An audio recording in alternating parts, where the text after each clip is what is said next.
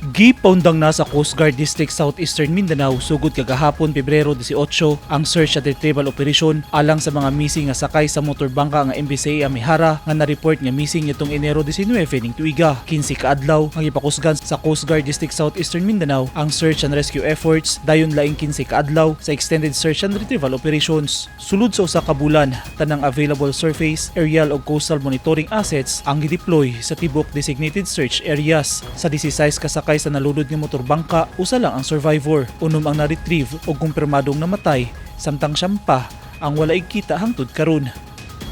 The Coast Guard Southeastern Mindanao formally announces the termination of the search and rescue and retrieval operations for the missing motorbangka Amihara, which was reported missing on January 19, 2026, effective today.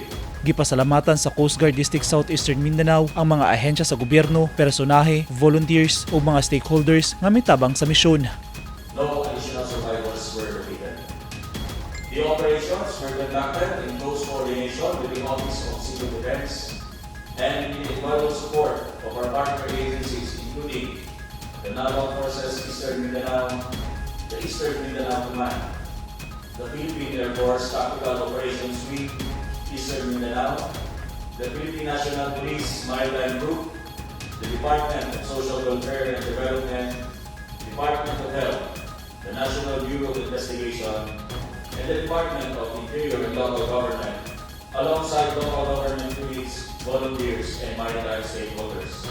Nanawagan sab ang Philippine Coast Guard sa tanang vessel operators ug maritime community nga iprioridad ang kaluwasan sa dagat pinagi sa estriktong pagsunod sa maritime laws, safety regulations, compliance sa voyage planning procedures ug estrikto nga monitoring sa mga weather advisory nga gipagula sa mga otoridad. Kahinumduman nga missing ang MBCA Amihara sa Davao Gulf dihang padulong kini sa Governor Generoso sa Davao Oriental alang sa usa ka recreational activity. Girumbo sa mga otoridad sa ilang operasyon ang kadagatan gikan sa Mindanao padulong sa kadagatan nga sakop sa Indonesia.